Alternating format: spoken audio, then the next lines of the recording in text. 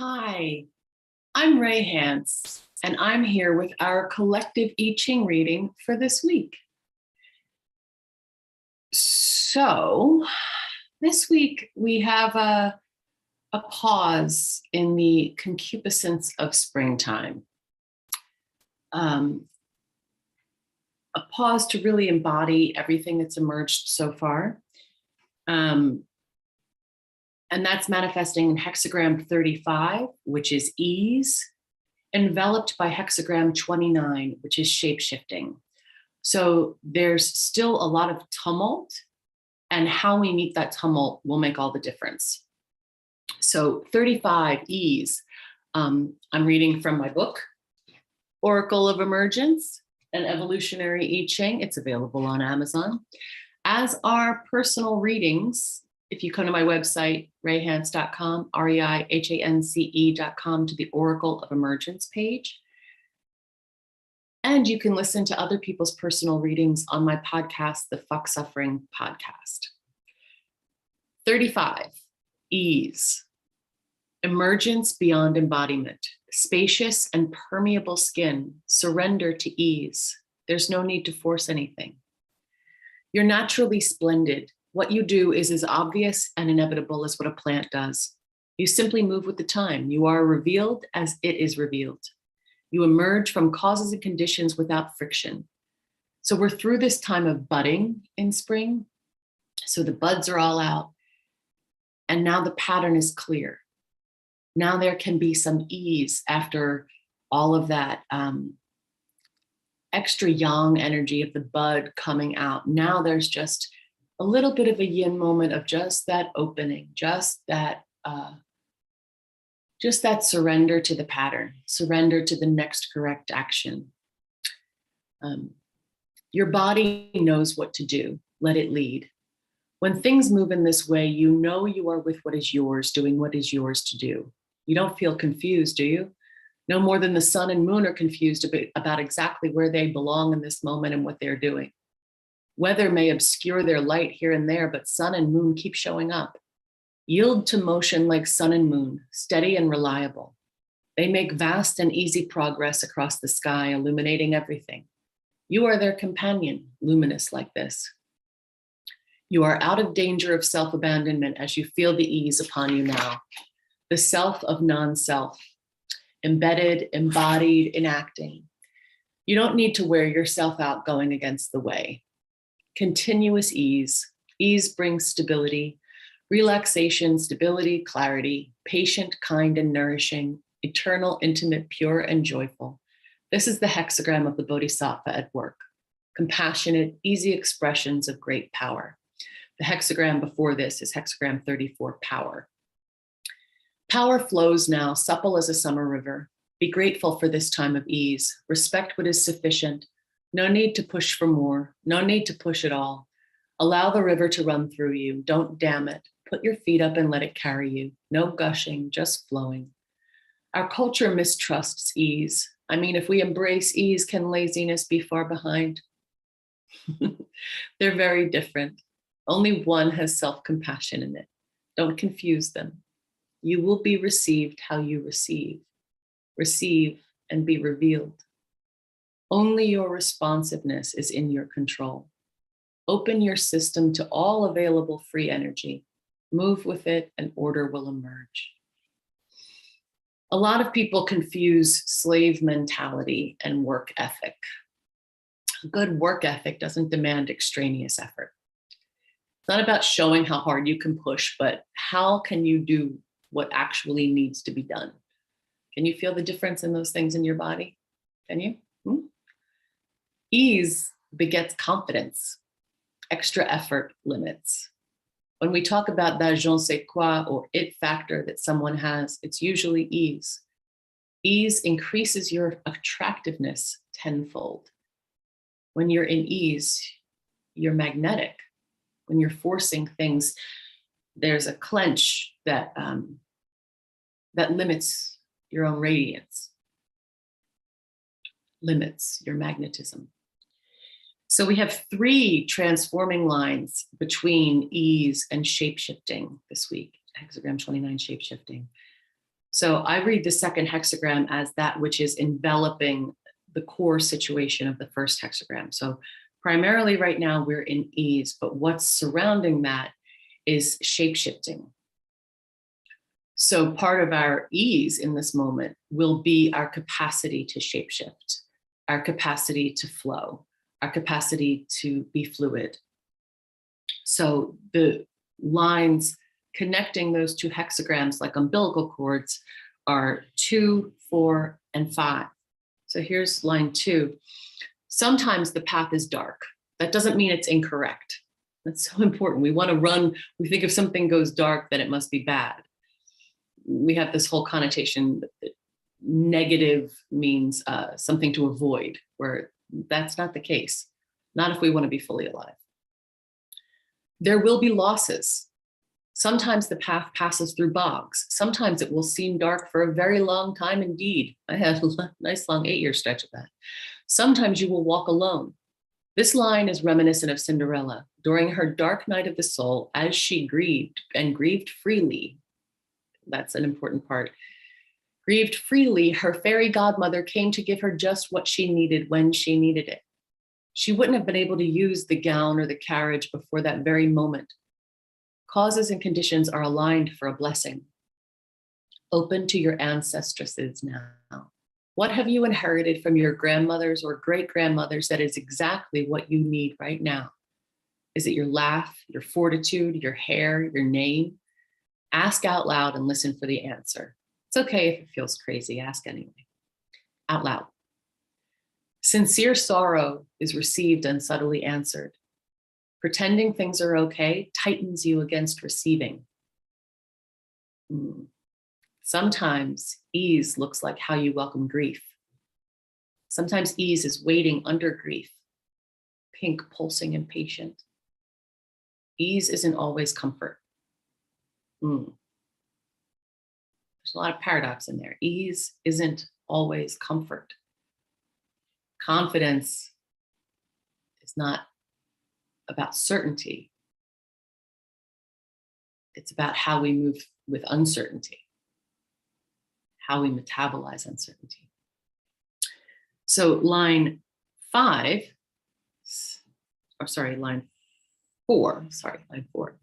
You're skidding around like a squirrel, reluctant then lurching, toing and froing, sprinting and freezing, burrowing and stealing, hoarding and forgetting. There's no reason to be sneaking around like this. Sure, you're a small animal, but the fragrance of fear makes you riper prey.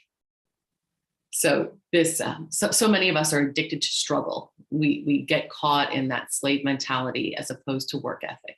We think if we do more of our desires will be met. Like our desire will be received if we just work a little bit harder. That's not the case.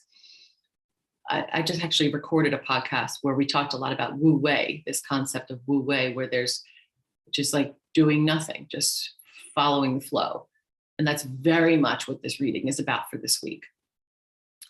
Line 5, sometimes a step forward, sometimes 2 back. Maintaining a wide view, you know that this doesn't really matter. Abiding in ease allows the minutia to be absorbed in the broader sense of progress. You have a sense of what it means to remain on the path, even if some steps are clumsy. You metabolize missteps with ease. Everything is unfolding according to plan, just maybe not your plan. And there's the preferences piece again. Can we feel in our bodies the difference between a preference and desire?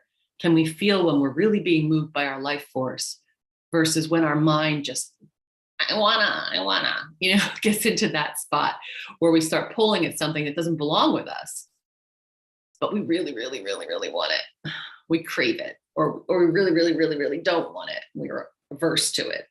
And how much of our life force, that true desire, gets squandered in those little egoic squabbles. So this moves into hexagram 29, which is shapeshifting.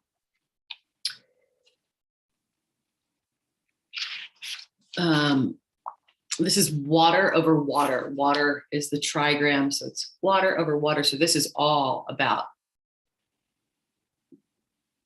I think it's helpful to think about water not as an object, but as a system.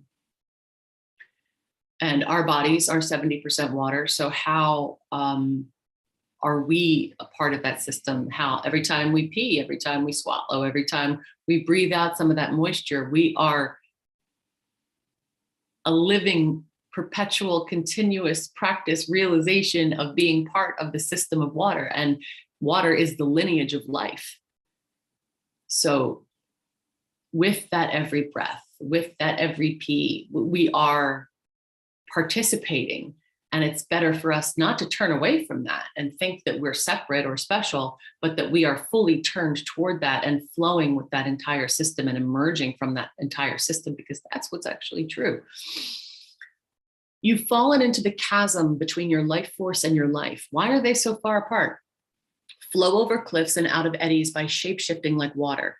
If you clench, you're going to have problems. If you soften, peril becomes adventure. So there's a lot of risk in this moment.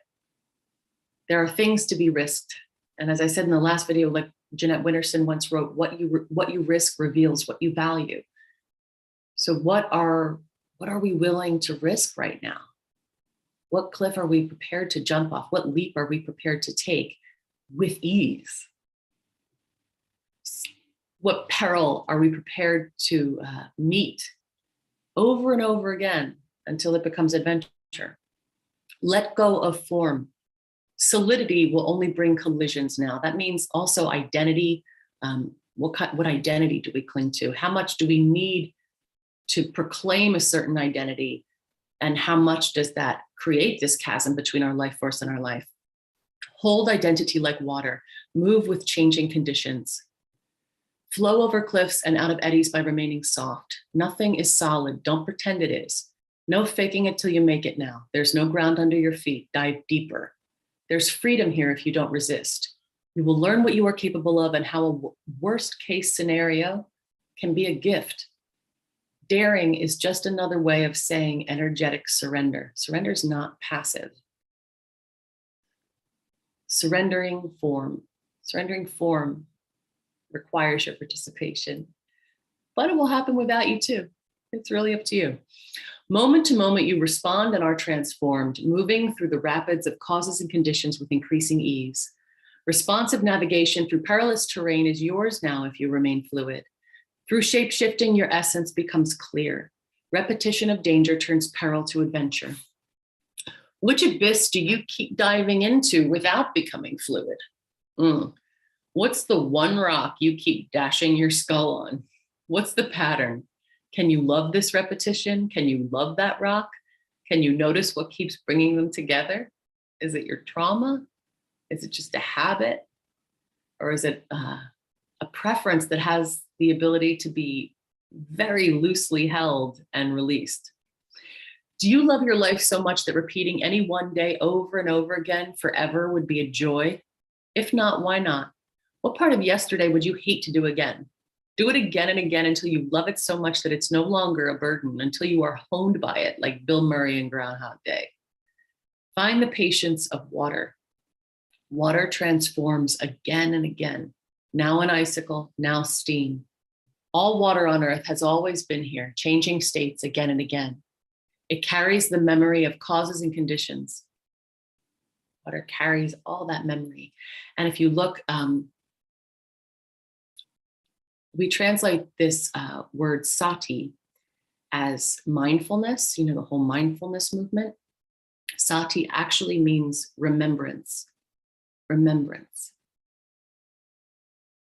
And so that translation of mindfulness, that we think the memory and remembrance are in the mind, that's where we really get into trouble. Remembrance is carried in water. Memory is carried in water of all those states of being that it has been. And again, we are 70% water. And so all of that remembrance is part of our being too. And our state of being has the fluidity of water as its majority stockholder, you know? So we have this capacity, but mind will convince us that we don't. Convince us that there's something that is too much to lose.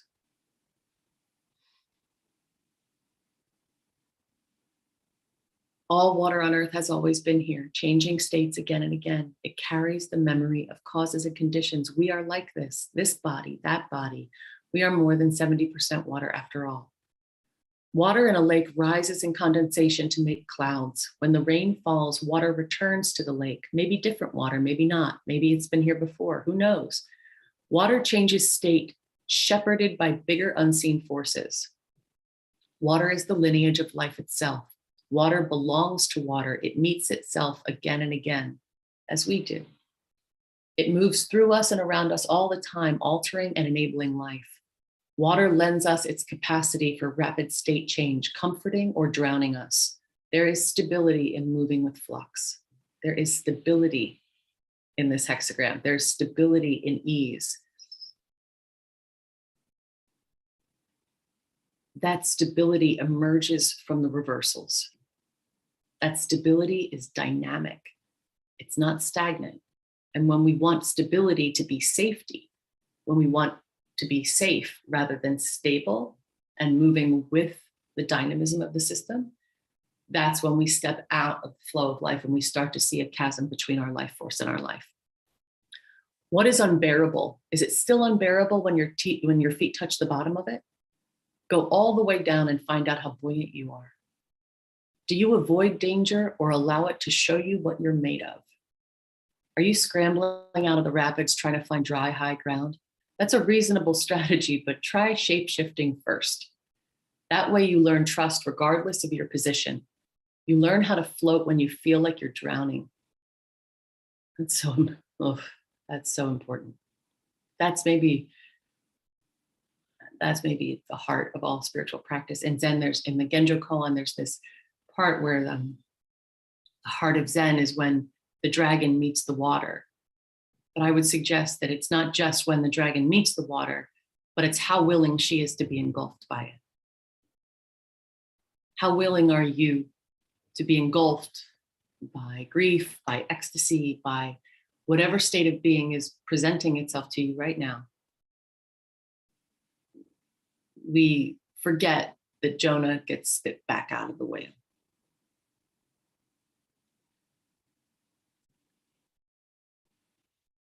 Being fully alive is a risky business, but would you have it any other way?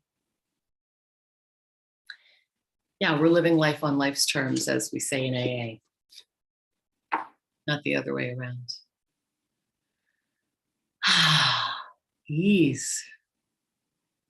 Ease. All the bud has to do now is open. The map is laid out. The territory is emergent and yet also somewhat predictable. You know, there are certain causes and conditions that connote springtime. There are certain causes and conditions that connote summer, fall, winter. As long as we're fully embodied in this actual world, in this actual moment, ease becomes inevitable. Shape-shifting becomes inevitable. As inevitable as a stream flowing over a rock. You can do it that way, or you can do it the mind way. You can fill that thing up even more, but it's kind of a cesspool already. So why mindfulness? No, sati is not mindfulness. Sati is remembrance, like the memory of water, all possible states of being. And all that capacity to remain responsive to the territory right in front of